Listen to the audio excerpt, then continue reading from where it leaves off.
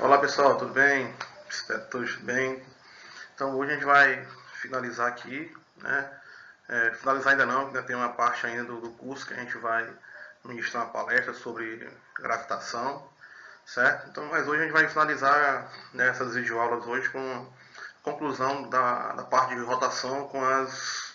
A gente vai ver o rolamento, certo? Então, boa semana de estudos a todos e vamos lá. Continuando aqui o estudo da dinâmica de rotação. Então a gente vai ver o rolamento.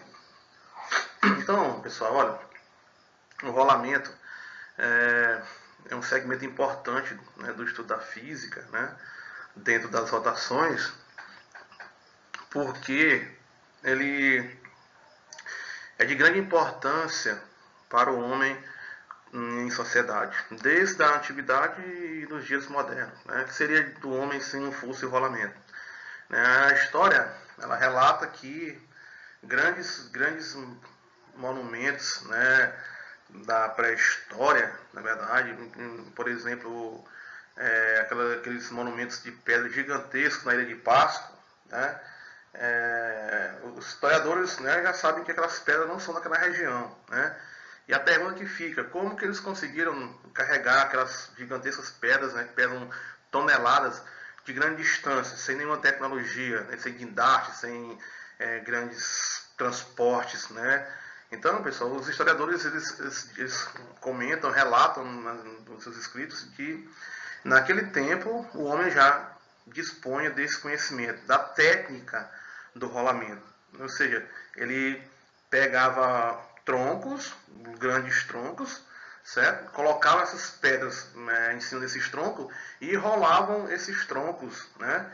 E essas pedras iam rolando nos troncos e com isso facilitava de forma bem significativa o trabalho, o esforço que eles tinham era muito pouco, né? Para com o que eles tinham, eles dispunham naquele tempo, né? Não tinha nenhuma tecnologia, então eles tinham essa técnica, né, de sair rolando essas pedras, né, em cima desses troncos e com isso deslocar a grande distância, né? E a Ilha de Páscoa tem aqueles monumentos, né, esculpidos a pé, aquelas figuras na beira da pá, bem interessantezinho, né? E naquele tempo mesmo o homem já utilizava do conhecimento, né, da importância do rolamento para poder transportar, né, objetos a grande distância. E hoje não precisa nem falar, né?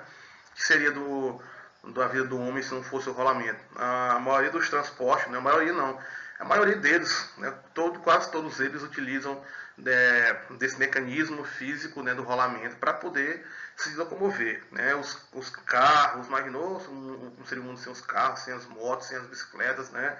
Todos eles utilizam desse mecanismo de rolamento, né? Uma circunferência rola e sai transladando, carregando as coisas, né? Porque o pneu roda, mas ele gira e ao mesmo tempo ele percorre distância. Esse girar, além de percorrer um movimento circular, um movimento angular, porque a roda vai girando, vai percorrendo 360 graus a cada giro, o eixo vai deslocando, percorrendo uma distância, né?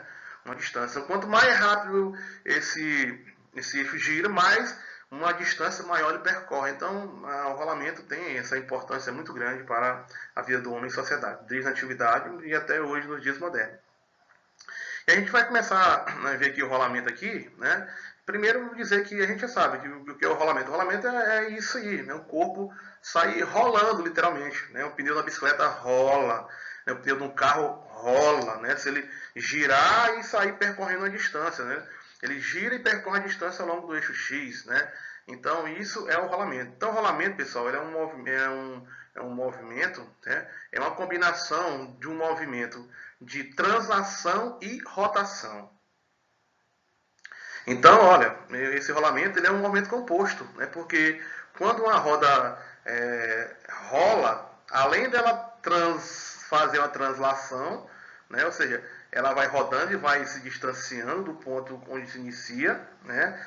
E também a rotação. Então ela gira e translada. Então o rolamento é a composição desses dois movimentos, uma translação e uma rotação. Se você está parado na estrada e ficar, ao invés de ficar olhando para o pneu rodar, olhar só para o eixo, você vai ver o eixo deslocando, né? Deslocando com uma velocidade, certo?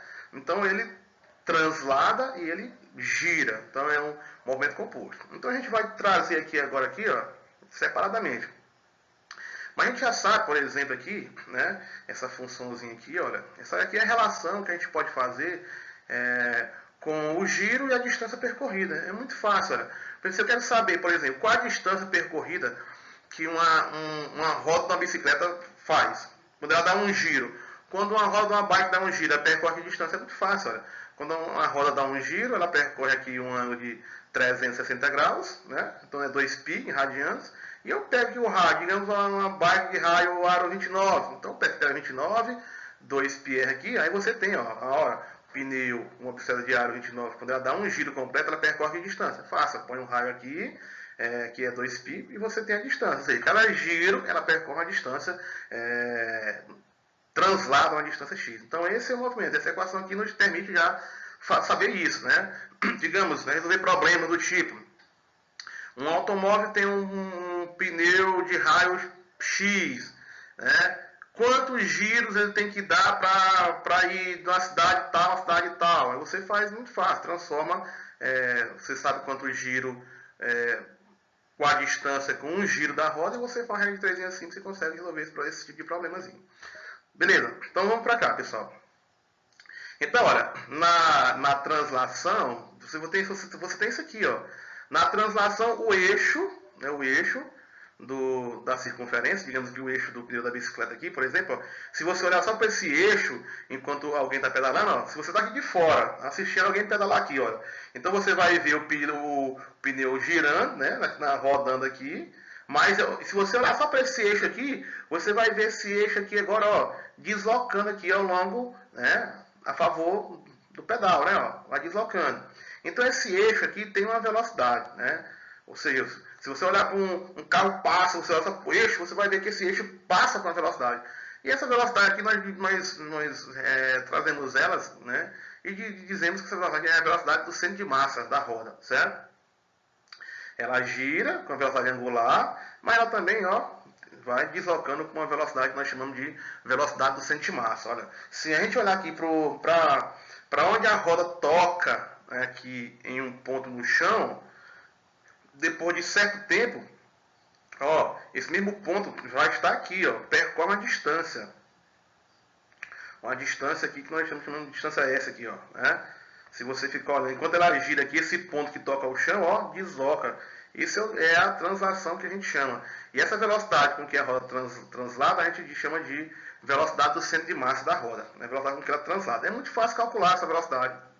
Só a gente derivando aqui essa função aqui, que nós vimos anteriormente aqui. Então, se eu derivar isso aqui, derivando a posição em relação ao tempo, nós temos a velocidade, ó, velocidade do eixo aqui, que nós já sabemos que é a velocidade do centro de massa. Derivando aqui o outro lado dessa função, a derivada da posição angular com relação ao tempo também, né?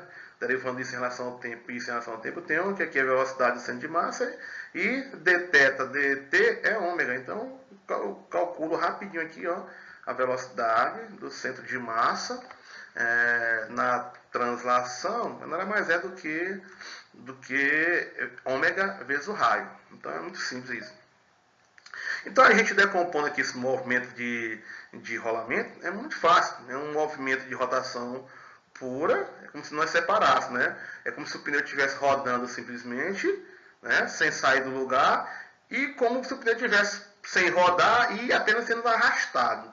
Então a translação é isso, é uma rotação pura, como se ele estivesse rodando sem sair do lugar, e se ele estivesse rodando sem sair do lugar, a gente já sabe, né, que a velocidade em qualquer ponto de um corpo que gira, ela é tangente, né, olha, nesse ponto aqui, ó, tangencial aqui, da esquerda para a direita. Se eu quisesse ver aqui a velocidade, ele vai estar aqui, ó, na vertical para baixo, aqui a velocidade tangente à circunferência seria na vertical para cima. Então, a velocidade sempre tangente num movimento circular, não sabemos disso. Então, eu tenho essas velocidades aqui, ó, que nós já visualizamos ela aqui na rotação.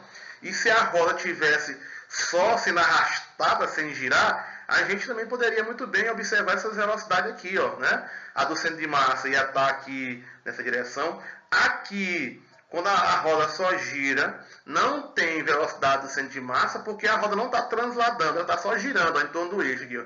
Então essa velocidade aqui é nula aqui quando ela está girando, só simplesmente girando. Agora, quando a roda, digamos que aqui nesse caso B aqui, eu tenho uma translação pura, ou seja, ela está sendo arrastada sem girar. Ela tem velocidade do centro de massa. Esse ponto P aqui também tem a velocidade aqui, né, que é igual a essa aqui. A velocidade do centro de massa é a mesma, porque a roda não está girando. Ó, tá, todos os pontos estão sendo arrastados com a mesma velocidade. Então eu posso dizer, ó, que esse ponto B aqui, a velocidade é a mesma do centro de massa, que é igual aqui. Então, pessoal, juntando esses dois movimentos aqui, eu tenho o rolamento, né? A rotação mais a translação, os dois juntos, forma o movimento, é igual ao movimento de rolamento. Então, o movimento de rolamento é esse, né? Resultado da rotação e da translação. Então, se eu somar essas velocidades aqui, a velocidade na rotação e a velocidade na translação, eu tenho esses resultados aqui, olha. Somando, vamos aqui nesse ponto P aqui, ó. Somando a velocidade aqui no arrasto, no ponto P, com a velocidade aqui na rotação, né? Na rotação. Veja só, dois vetores, mesma direção, mesmo sentido. Soma de vetores, só somar os seus modos. Então tá aqui, a velocidade seria 2 vezes V. Agora aqui embaixo, no ponto que a roda toca o chão, somando a velocidade do ponto na rotação, ó, veja só que como ela é tangente, ó, é da direita para a esquerda, dessa direção.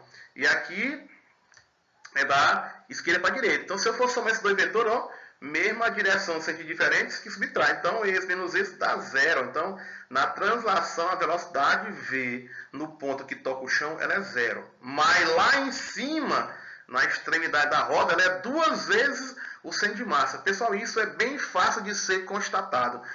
Se você olhar uma roda de bicicleta girando, simplesmente girando devagar, você vai ver que os raios da parte de cima rodam mais rápido que os raios que estão aqui embaixo. Isso é perceptível. Só você faz experiência em casa. Você pega o pneu da bicicleta, começa a girar ele, né, fazer com que ele translade, aí você percebe que você tem a impressão que os raios que estão aqui na parte de cima, eles rodam com maior velocidade. Você quase não vê. Você vê os raios de baixo e não vê os de cima, por causa desse soma de velocidades. Então, vamos agora aqui para a energia cinética de rolamento.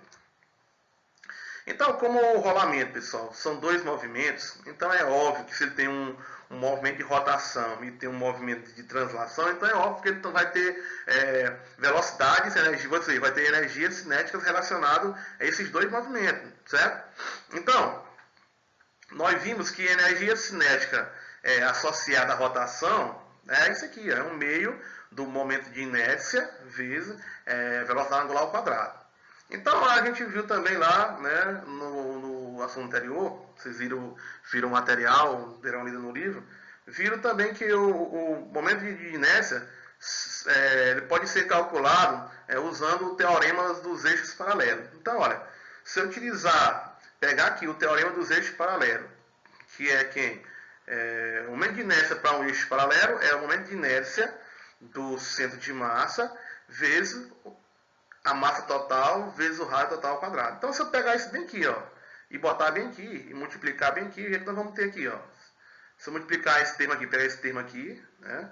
Pego esse termo aqui, ó, esse termo aqui, e vou pegar e colocar ele aqui. E multiplicar por esse termo aqui, por ômega ao quadrado e o meio. Se eu fazer essa multiplicaçãozinha simples aqui, eu obtenho aqui essa equação aqui, né? Interessante. Então, pessoal, essa equação aqui me dá a energia cinética do rolamento. Justamente o que eu falei anteriormente. Ó. A energia cinética de rolamento é uma energia associada aos dois movimentos aqui. Ao movimento de rotação e ao movimento de translação. Então, olha, substituindo aqui, eu obtenho isso aqui. Ó. Então, a energia cinética no rolamento é um meio do momento de inércia vezes ômega ao quadrado. Então, esse termo aqui é relacionado à rotação e esse outro termo aqui é relacionado à translação. Então, a energia cinética nada mais é do que a soma da energia relacionada à rotação pura e energia relacionada à translação. E a energia cinética total no rolamento é a soma das duas. Uma energia relacionada à rotação, outra energia relacionada à translação. Então está aqui embaixo, mais uma vez, aqui os termos aqui bem definidos. Veja só que eu pego aqui, né? Se eu substituir bem aqui, ó, velocidade do centro de massa é ômega R.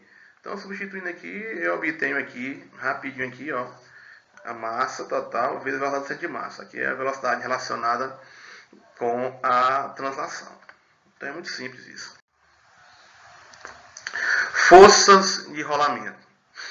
Então, pessoal, isso aqui eu vou fazer uma análise aqui rápida sobre isso aqui. É que se eu tiver um rolamento e se uma força externa atuar nesse rolamento aqui, ela pode produzir alguns efeitos, certo?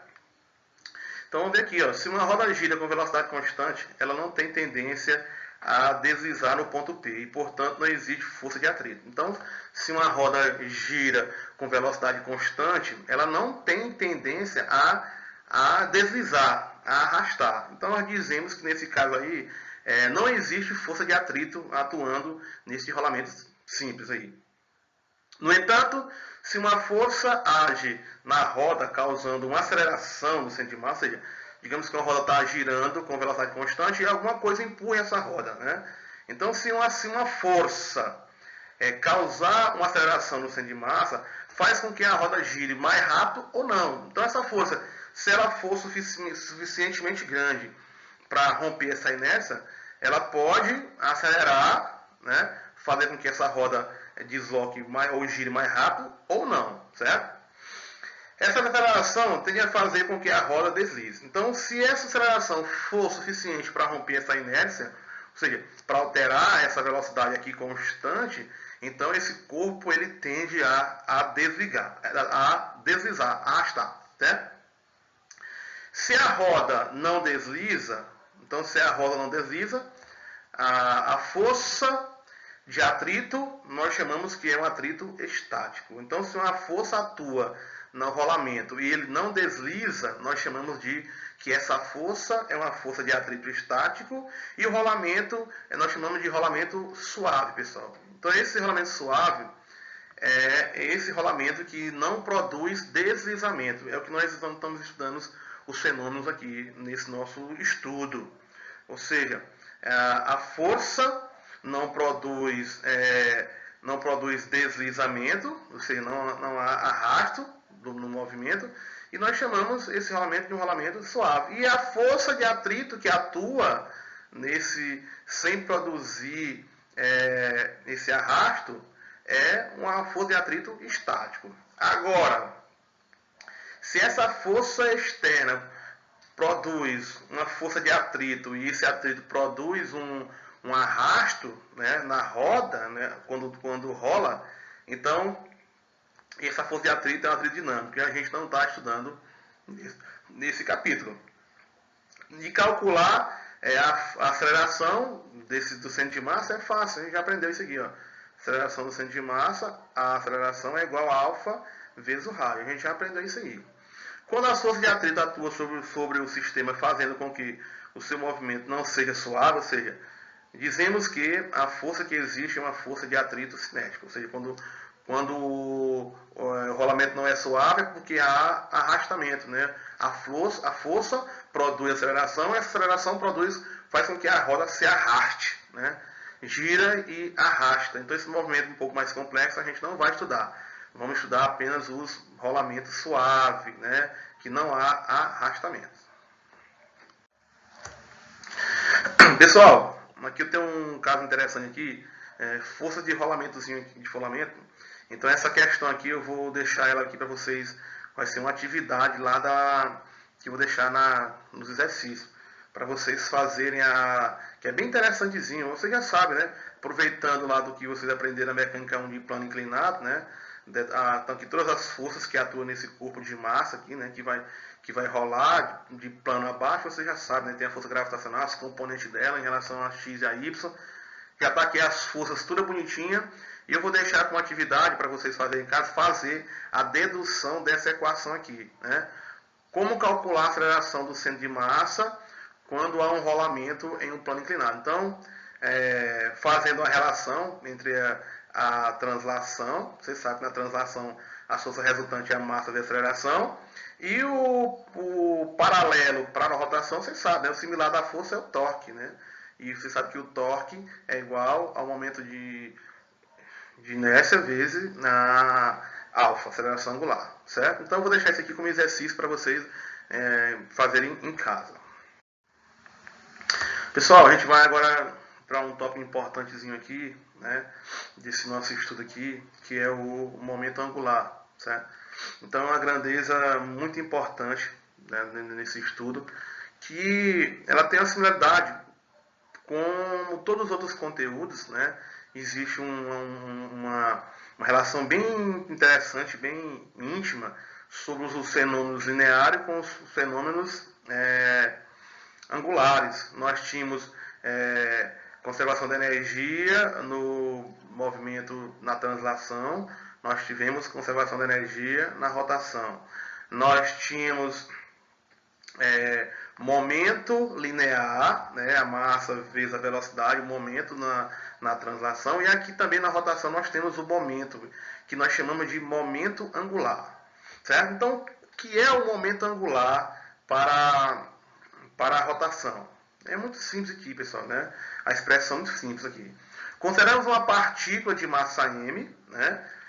Então eu tenho aqui uma partícula, está aqui, ó, girando, necessariamente para que isso aqui é algo interessante ser observado, que para que uma partícula tenha momento angular, não necessariamente ela precisa estar girando, certo? Não precisa que a partícula esteja em rotação ou fazendo uma trajetória circular para que ela tenha essa grandeza de momento angular.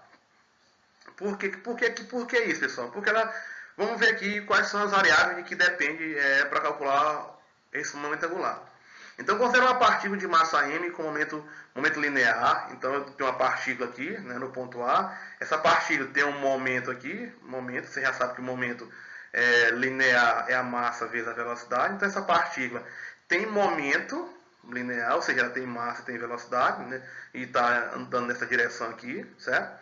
E essa partícula está a uma distância r, né? Está aqui o vetor posição de um centro, de uma posição aqui que eu quero definir esse momento angular. Então, ao longo de um eixo x, então eu tenho aqui o vetor posição nesse plano, mesmo plano que está o momento linear aqui, certo? Então, o que será a definição de momento angular? Então, o momento angular L, né? O momento angular L de uma partícula em relação a uma origem que eu queira calcular esse momento angular é muito simples, né? Nada mais é do que mais um produto vetorial. Ou seja, é o produto vetorial do vetor posição. Quem é a posição, pessoal? Eu defino um ponto, né, uma origem, onde eu quero calcular esse momento, ou seja, quando eu quero defini-lo, né? E esse vetor posição aqui é um vetor dessa posição onde eu quero definir o momento até onde se encontra a partícula. Está aqui, ó, a partícula está aqui nesse ponto A, né? Nesse plano, né? Digamos aqui um plano aqui XY aqui, ó, esse que é um chão, como se fosse um chão. Eu tenho uma partícula rolando no chão aqui, ela está nessa direção aqui. Então, se ela tem velocidade, tem massa, ela tem momento.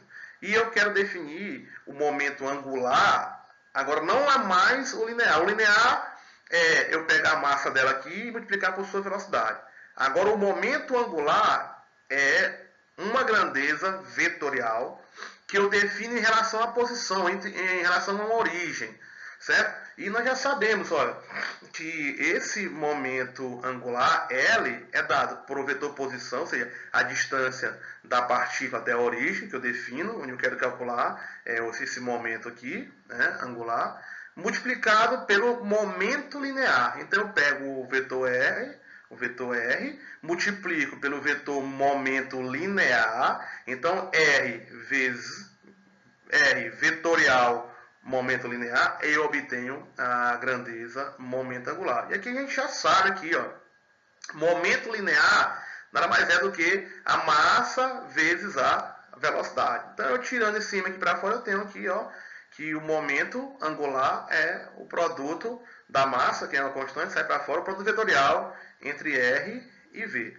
Então, a gente já sabe muito bem que toda vez que eu calculo o produto vetorial, né, ou seja, produto vetorial, eu obtenho um vetor. E esse vetor é perpendicular ao plano dos dois vetores que o origina, né, o que dá origem. Então, ou seja, se eu multiplicar o vetor R, está aqui no chão, aqui, digamos que é o chão de uma sala, né, de aula, digamos aqui, ó, x, y, y, x, y, está aqui um plano.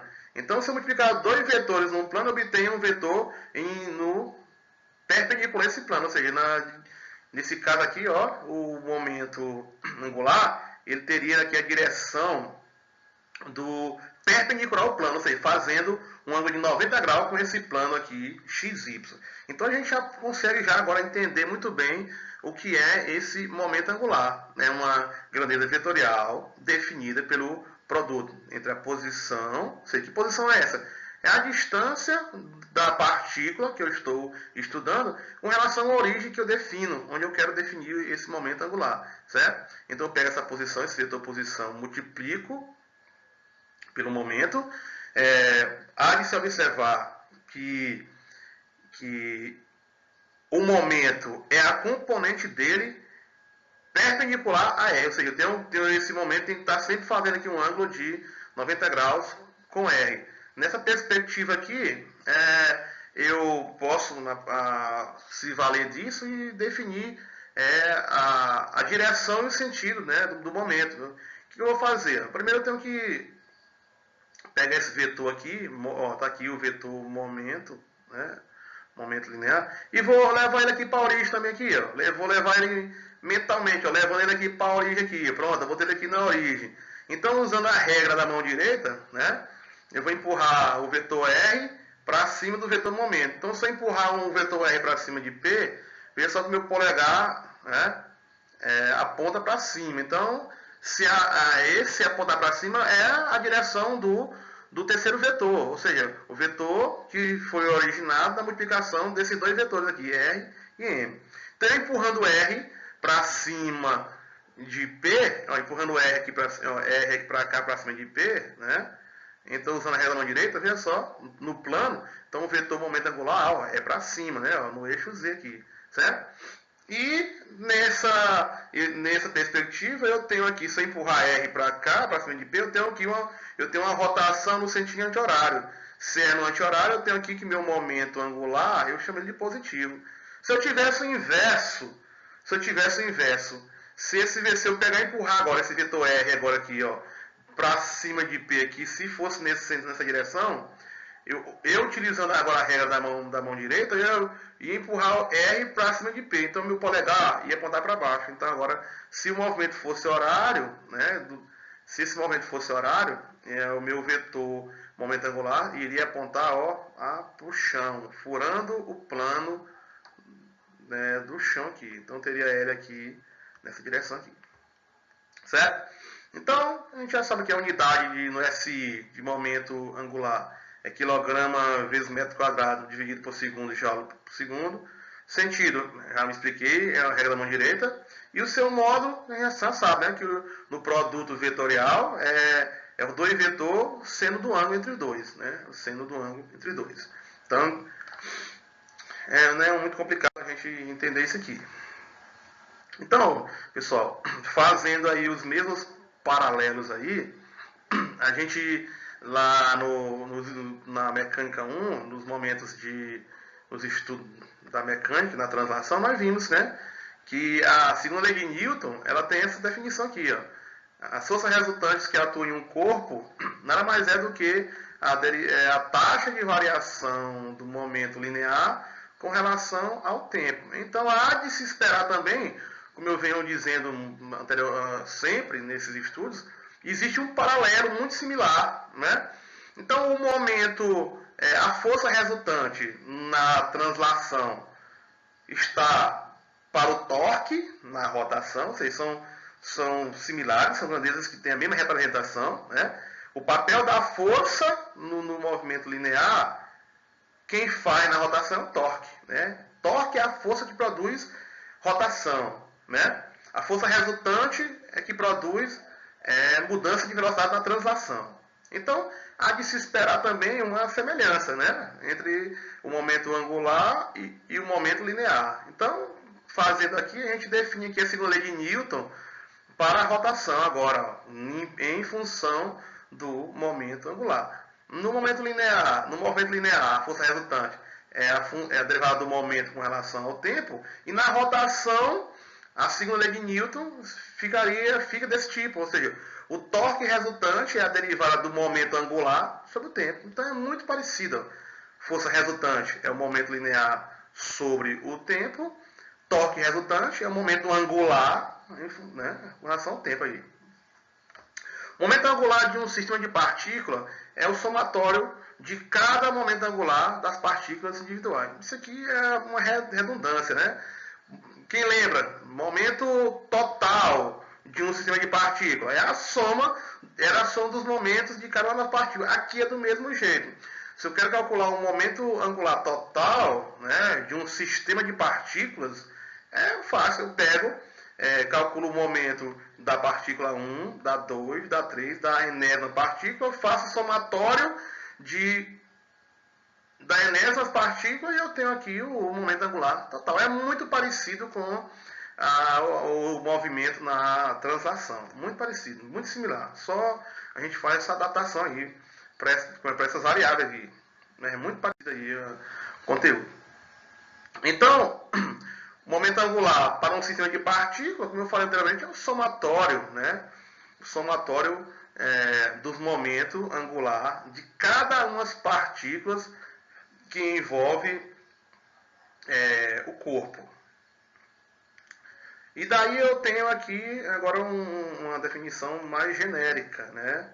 Para um sistema de partícula, o torque resultante para um sistema de partícula é a taxa de variação do momento angular total sobre o tempo. Então, o torque externo resultante atuando sobre um sistema de partícula é igual à taxa de variação temporal do momento angular total do sistema. Então, isso aqui é só uma definição. Beleza? Agora, momento angular de um corpo rígido. Então, momento angular de um corpo rígido, pessoal, a gente vai fazer também a mesma analogia. Se eu quero calcular aqui, eu tenho um corpo rígido aqui agora, ó, girando em torno aqui de um eixo Z aqui. Então, se eu pegar aqui uma única partícula, né, uma partícula de uma massa aqui, um ΔM aqui, né, uma partículazinha aqui, diferencial de partícula, e esse corpo aqui, ele é formado por várias partículas. Então, é notório que, se eu quiser calcular, né, o momento angular para um corpo rígido, eu vou ter que calcular o momento produzido por cada uma das partículas que compõem esse corpo, certo? Então eu posso muito bem generalizar isso de uma forma mais simples para não ter tanta dificuldade, né? Sair calculando de uma por uma aqui. Então, para uma única partícula, então quem é o momento? Nós já aprendemos anteriormente que o momento angular é o vetor posição, está aqui a partícula, né? O vetor R em relação a um ponto O aqui, define aqui esse vetor posição aqui. Aqui o corpo está girando nessa direção, então aqui a velocidade está nessa direção, então o momento linear também está nessa direção aqui. Né? O momento linear está aqui. Então, a definição para uma partícula, né, de massa ΔM aqui, nós já calculamos, já sabe, né, que para uma única partículazinha que compõe esse corpo rígido, vai ser o raio em relação à posição dessa partícula em relação ao local onde eu quero definir o momento, né, vezes o momento linear dessa partícula. Eu já disse a vocês que esse cálculo aqui, a gente vai ter que R perpendicular à velocidade, né? Então, seno de 90 graus aqui, certo? Mas a gente sabe o que? A gente sabe que o momento nada mais é do que massa vezes velocidade. Certo? Então nós podemos, estamos interessados na componente paralelo ao eixo de rotação. Então a gente vem aqui, olha, RI seno de θ, delta M, VI. Mas nós aprendemos, pessoal, que essa velocidade, bem aqui, ó, momento, é M vezes Z. Mas quem é V? Ó, nós lembramos que V é ômega R. Então, se eu pegar bem aqui, pessoal, olha, se eu pegar bem aqui, nessa equaçãozinha aqui, né, ó, nessa equaçãozinha aqui, do momento angular, né, vamos trazer ela para cá. Então, R, delta M vezes VI. Mas quem é VI, pessoal? A gente sabe que VI, a velocidade é ômega R, né? Ou seja, a velocidade linear, VI, digamos aqui, dessa partícula, né, delta M aqui, que compõe esse corpo rígido, ela é ômega R. Então, se eu pegar bem aqui, ômega R, e botar bem aqui, eu vou ter o que aqui? Eu vou ter agora R, eu vou ter R vezes M vezes ômega R. Então, eu vou ter quem aqui, pessoal? Olha, V aqui, ó, é ômega vezes R. Então, vai sobrar quem aqui? Vai sobrar quem? Vai sobrar M vezes R ao quadrado vezes ômega. Aí, pessoal, aí a minha vida fica mais simples aí para me calcular o momento angular total de um corpo rígido, né? Porque eu não vou ter mais agora que sair calculando de todas as partículas que compõem esse corpo rígido. Por quê? Porque agora eu fiquei o que agora aqui, ó? Substituir V por ômega R. Então eu fiquei com R ao quadrado, né? M, R ao quadrado, ômega. Mas nós aprendemos que a massa vezes E ao quadrado, olha, é o momento de inércia. Ah, então aqui minha vida ficou simples. Por quê? Porque se eu souber o momento de inércia total de um corpo rígido, a minha vida se torna fácil, né? Porque eu sei que a velocidade angular, nós já sabemos que a velocidade angular com que um corpo gira, ela é a mesma para todas as partículas que compõem um corpo, né? Então, se ômega é constante, então fica fácil, porque eu já aprendi anteriormente, a calcular o momento de inércia para um corpo rígido. Então eu chego à definição aqui da forma muito prática e rápida de calcular o momento angular total de um corpo rígido. O que eu faço? Calculo o momento de inércia desse corpo rígido e multiplico pela sua velocidade angular. Então, facilmente eu consigo calcular aí o momento angular total para um corpo rígido. Certo? Então, pessoal, para a gente finalizar aqui rapidinho esse conteúdo aqui, né, a gente chega mais uma vez, né, nisso aqui, né, na conservação. A gente faz novamente os paralelos. Na conservação da energia, na conservação do momento linear, e aqui não poderia ser diferente. Nós também temos a conservação do momento angular.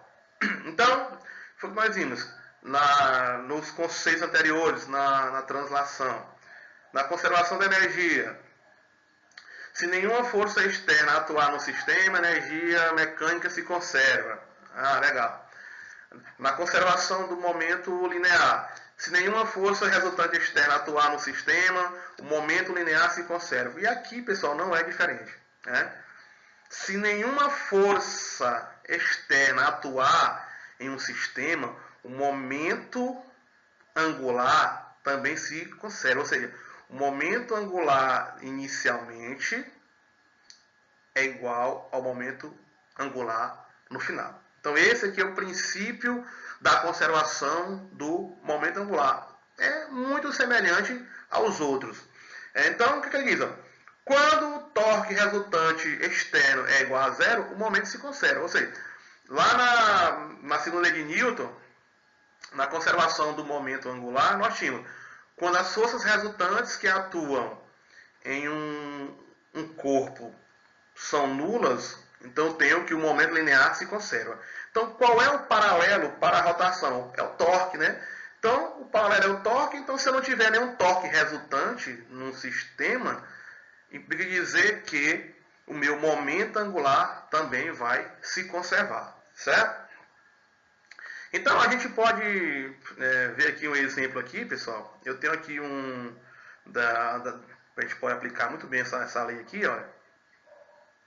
Eu tenho aqui um atleta aqui, né, um cara na academia, em um banco, né, que esse banco ele pode girar, é um banco giratório, ou seja, ele está com esses dois halteres aqui, um em cada mão aqui, né, com os braços abertos. Digamos que alguém, né, digamos que ele começa a girar agora, ele está girando, ele começou a girar agora, né, com o braço aberto. Então, se ele está girando com o braço aberto, veja só que ele tem uma velocidade angular aqui, certo? Então, o que é que vocês podem imaginar que se ele está girando e se ele fechar os braços? Então, pessoal, quando ele fecha os braços, quando esses halteres aqui agora, ele vem para essa posição aqui agora com os braços fechados, a velocidade com que ele gira em torno do banco vai se aumentar. Por que vai aumentar? Vocês já sabem, né? Que se ele recolher o braço, veja só que a massa vai se aproximar do eixo de rotação. E se a massa se aproxima do eixo, quer dizer que o momento de inércia diminui. Então, I diminui aqui. O momento de inércia, I, diminui quando o garoto aí fecha os braços. Então, o que acontece? Ele fecha os braços, a massa se aproxima do eixo de rotação, né? A massa se aproxima do corpo, ou seja, do centro de massa, do eixo de rotação aqui, então a velocidade do giro aumenta. Aí se ele abrir o braço novamente, se ele faz o processo inverso, abre os braços, ou seja, o momento de inércia muda, né? Porque agora a massa se distribui agora distante do eixo, então a velocidade angular ela diminui. Então, o aumento da velocidade angular e a diminuição do momento de inércia, um balanceia o outro, né? Quando eu fecho os braços, eu aumento a velocidade, né? Diminui o momento de inércia. Quando eu abro os braços, eu diminuo a velocidade, né? E aumento o momento de inércia. Então, e essa variação serve justamente para que esse princípio aqui, ó, seja obedecido. Tanto faz com os braços abertos, com os braços fechados, o momento angular tem que se conservar, certo? Esse é um princípio, aplicação do momento angular. Outro exemplo também aqui, pessoal, é um salto ornamental, né? Um salto ornamental aqui. Então, não pensa aqueles saltos, né, dos atletas profissionais, é um salto de qualquer jeito, eles sabem muito bem disso. Os preparadores, né, os técnicos sabem muito bem, conhecem muito bem de física e conhecem muito bem sobre o momento angular. Então, ó, o atleta salta, né, corpo distendido, eixo de rotação aqui, né, momento angular aqui está entrando, né, na folha. Então, com o corpo distendido, o momento angular, o seu momento de inércia é maior, né? A massa está mais distribuída. Então, o que acontece? A velocidade de rotação é menor. Então, o que acontece? Ele contrai, ó, o tórax, né? Une os braços das pernas daqui, e isso eu aproximo toda a massa do eixo de rotação. E com isso, eu ganho velocidade. Então, ele ganha a velocidade, né? Gira, começa a girar e ganha velocidade no salto. Aí, quando ele vai entrar na água, ele precisa diminuir essa velocidade. Aí ele faz o inverso. Ele novamente estende o corpo para que ele possa adentrar na água com pouca velocidade e não possa fazer aquele salto espalhafatoso, né, derramando água. Porque quanto menos água ele consegue espalhar quando ele atinge a água, melhor a sua nota. Então, tudo isso aqui é aplicando o princípio da conservação do momento angular. Então, pessoal, era isso, né, nessa aula. Então, bons estudos a todos e até o nosso próximo encontro. Boa sorte e até mais.